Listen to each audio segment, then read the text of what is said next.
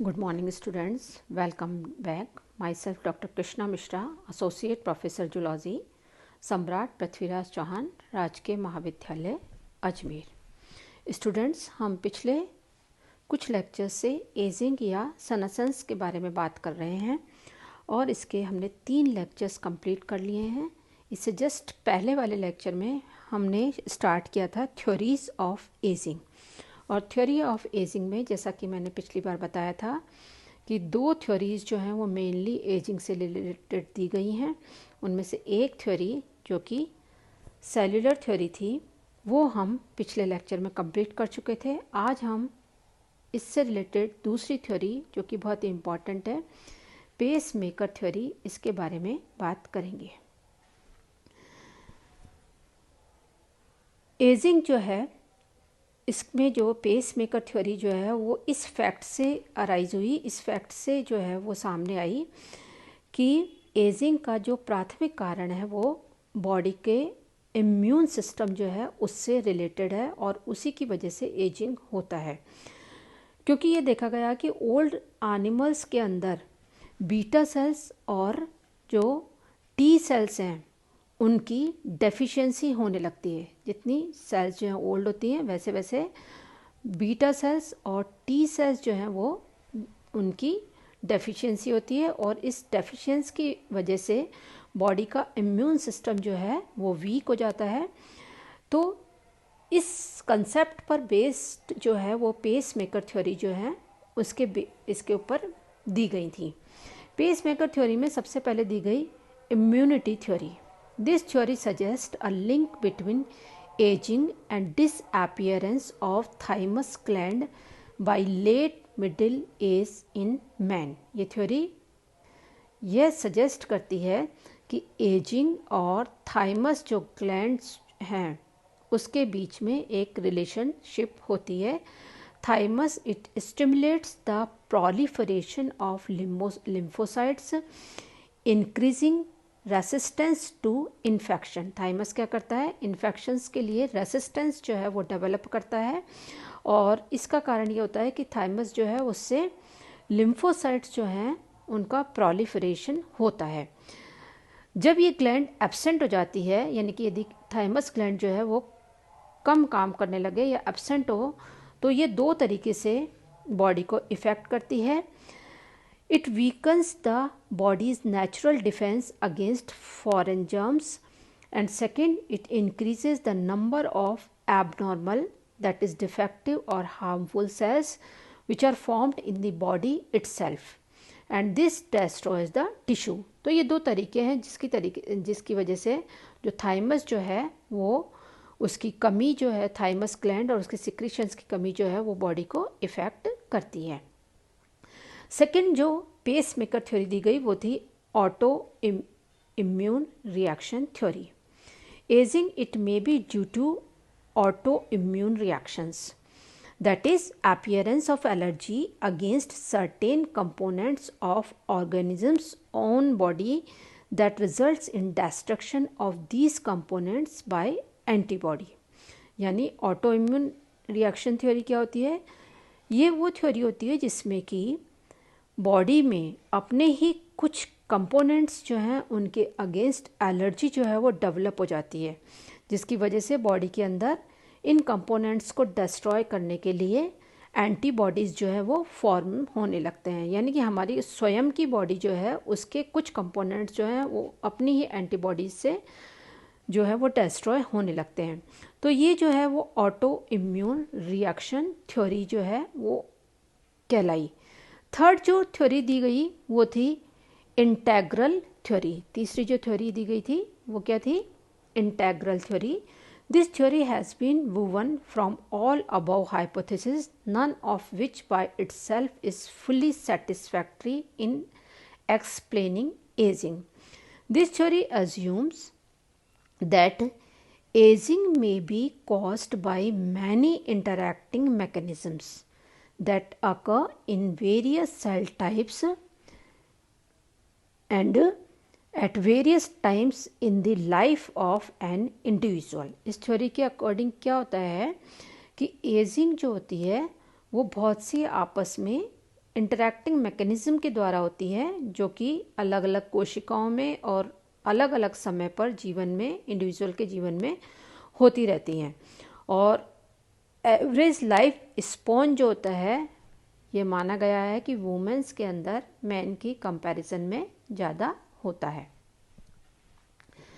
अब हम आते हैं एक बहुत ही इम्पॉर्टेंट कंसेप्ट की तरफ, जो कि एजिंग रिलेटेड डिजीज़ेस, कि एज से रिलेटेड कौन कौन सी डिजीज़ेस जो हैं वो होती हैं। इसमें सबसे पहले बहुत ही पॉपुलर डिजीज़ जिसका नाम आप लोगों ने सुना होगा, that is Alzheimer's disease. Alzheimer's disease क्या होती है?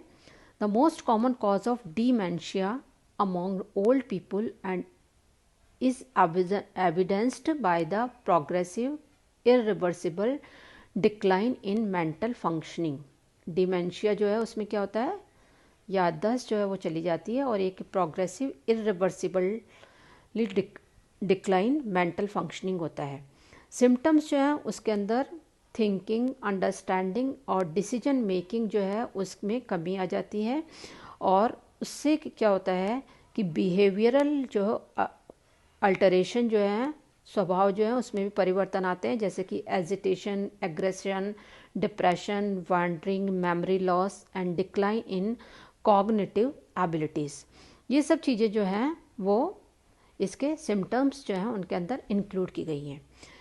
Alzheimer's disease is characterized by the presence of intracellular and extracellular plaque composed of a protein fragment which is called as beta amyloid। यानी कि इसमें क्या होता है, अल्जाइमर्स के अंदर जो बीटा एमाइलॉइड होते हैं, ये एक तरह के प्रोटीन फ्रैगमेंट्स होते हैं। इन प्रोटीन फ्रैगमेंट्स जो होते हैं वो इंट्रासेल्युलर और एक्स्ट्रा सेल्युलर, यानी कि ये सेल के अंदर और दो सेल्स जो हैं उनके बाहर की तरफ जो है इनका डिपोजिशन होने लगता है। The exact role of these plaques in the disease process it is not yet known, but it is possible that they play an active role in neurons degeneration. क्या करते हैं ये? न्यूरॉन्स को डीजनरेट करते हैं in the loss of cellular connection with other neurons and it provokes neuronal death। यानी कि इनकी वजह से क्या होता है, न्यूरॉन्स का डीजनरेशन होता है, जिससे कि ये दूसरी न्यूरॉन से कनेक्ट नहीं हो पाती हैं, और इस तरीके से एक तरह से न्यूरोनल डेथ हो जाती है। A possible association between gene and Alzheimer's exist, but environmental factors may also be responsible for the initiation of this disease। There are no known treatment or medications for curing this disease। However, clinical studies indicate a potential for delaying its onset or improving the functional ability of person with it। For example, estrogen replacement, it may help in slowing the decline of memory in post-menopausal women। यानी कि जो ये disease है, Alzheimer disease जो है, इसको delay किया जा सकता है, लेकिन ये जो है इसका एग्जैक्ट जो ट्रीटमेंट है वो नहीं है। जैसा कि पाया गया है कि पोस्ट मीनोपॉजल जो वुमेन हैं उनके अंदर मेमोरी लॉस जो है उसको एस्ट्रोजन रिप्लेसमेंट के द्वारा उसको कंट्रोल किया जा सकता है, उसको कम किया जा सकता है। सेकंड जो डिजीज़ है जो कि एजिंग की वजह से होती है वो है Parkinson's disease. It is characterized by the insidious onset of a slowing of emotional and voluntary movements, muscular rigidity, postural abnormality and tremors।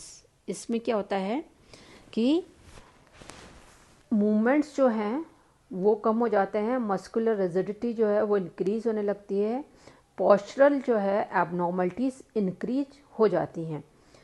The predominant lessons in Parkinson's pathology is cell degeneration and it is loss of pigmented neurons. Most cases of Parkinson's disease, they are not due to a genetic defect, but they are caused by other factors that are probably environmental, that is exposure to chemicals such as pesticides or herbicides, diet and smoking। ये जो है वो इसके कारण हो सकते हैं। कभी कभी इसमें जेनेटिक रीज़न जो है वो भी, हालांकि जेनेटिक रीज़न होता है लेकिन वो बहुत कम होता है। जो मेन रीज़न जो है वो इसके हैं एनवायरमेंटल, जो कि एनवायरमेंटल रीजन्स के अंदर आते हैं केमिकल्स का एक्सपोज़र और हर्बिसाइड्स का एक्सपोज़र, डाइट और स्मोकिंग जो है वो भी इम्पॉर्टेंट फैक्टर्स जो हैं वो इसके हैं। अब हम आते हैं नेक्स्ट, जो कि बहुत ही कॉमन चीज़ है और आप लोगों ने सभी ने नाम सुना होगा, osteoporosis.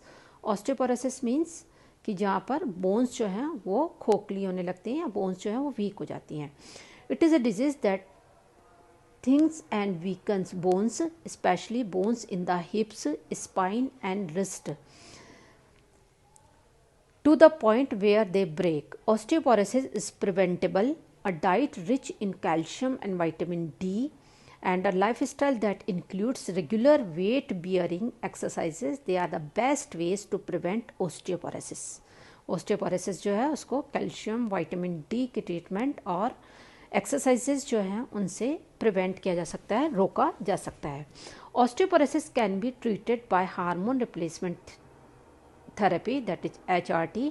This treatment should be administrated carefully because all side effects and risk of long term use they are not perfectly understood.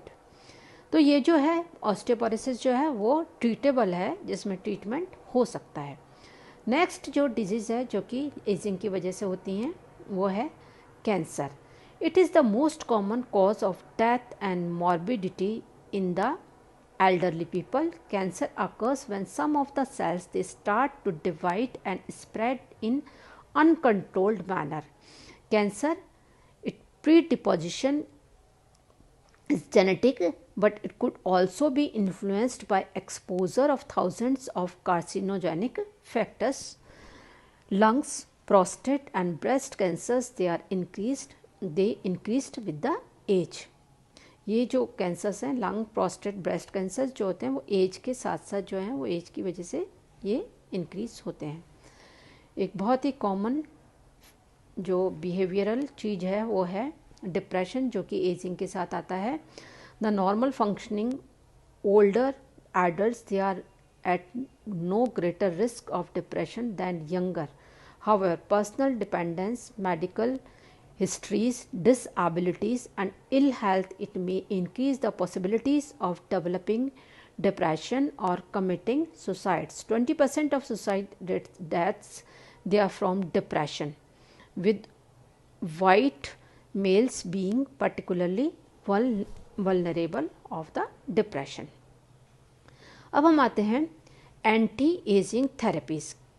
कौन सी थेरेपीज़ जो हैं जिनकी वजह से हम एज जो है उसको डिले कर सकते हैं। ये सभी जो थेरेपीज़ हैं वो आती हैं, इंक्लूड की गई हैं एंटी एजिंग थेरेपीज़ के अंदर। particular efforts they are being made to learn more about possible life prolongation, and more attention is being given to life extension science. Premature aging diseases, example progeria, Werner syndrome, senescent accelerated mice or animals genetically modified by insertion and inactivation of genes, that is in transgenic animals, and in vitro cell culture, it allow identification of several mechanisms which involved in life extension. Increased capacity to resist oxidative stress, it is particularly important. There is compelling evidence that dietary restrictions they can lead to better health and longer life in laboratory animals. तो anti ageing जो है उनके अंदर जो important factor है वो है diet. Equilibrated diet, it is a source of protein, sugar, lipids, vitamins and naturally occurring antioxidant. The imbalance in the dietary supply of sugar, proteins and lipid, it may initiate major health problems including obesity, coronary heart disease, cancer, diabetes, high blood pressure, stroke, gout, and gallbladder diseases. In old people, a lack of vitamins it causes vitamin deficiency. यानी कि diet जो है बहुत ही important factor है, और balance diet नहीं लेते हैं तो उसमें बहुत सारी प्रॉब्लम्स हो सकती हैं.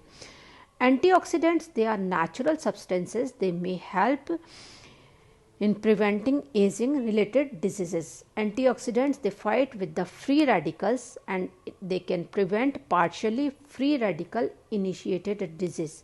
Some antioxidants such as enzyme superoxide dismutase catalysis, glutathione peroxidases, they are produced in the body. Others, they come from food. With age, the efficiency of antioxidant enzymes is declines and free radicals induced damage it increases. Body के अंदर जो produce होने वाले antioxidative enzymes होते हैं वो as के साथ जो है उनका जो प्रोडक्शन जो है वो कम होने लगता है, और इसकी वजह से बॉडी के अंदर फ्री रेडिकल्स जो होते हैं उससे रिलेटेड डैमेजेस जो हैं वो बढ़ने लगते हैं, क्योंकि एंटीऑक्सीडेंट जो है वो फ्री रेडिकल्स जो है उनको कंट्रोल करते हैं. To compensate for antioxidant enzymes failure, food supply in antioxidant it is necessary. The best way to get antioxidants is by eating fruits and vegetables rather than by taking vitamins pills, but more research is needed before specific recommendation it can be made. Next is hormone replacement theory. यह आप लोगों ने नाम सुना होगा कि hormone replacement theory जो है उसमें हार्मोन्स जो हैं वो दिए जाते हैं. Hormone replacement theory it can ease symptoms of menopause, protect against risk of heart diseases, stroke and osteoporosis. However, all treatments related to hormone replacement should be undertaken with the cautions since several side effects it may be observed. Next, memory loss preventions. How it can be done? Memory loss, it is not inevitable. Some simple devices may help to keep the memory intact. Within things down, always putting frequently used items in the making repeated information that one needs to remember over and over again, association and relying on situation to trigger the memory. For example, leaving an umbrella by the door. तो ये जो है memory loss preventions जो हैं वो भी किए जा सकते हैं. Physical exercise, it is a very important thing which control ageing. Physical exercise, it is essential for successful aging. It helps to keep cardiovascular fitness, it reduces risk of osteoporosis and increase the sense of equilibrium. So it was all about the aging or senescence. We will start with the next new topic.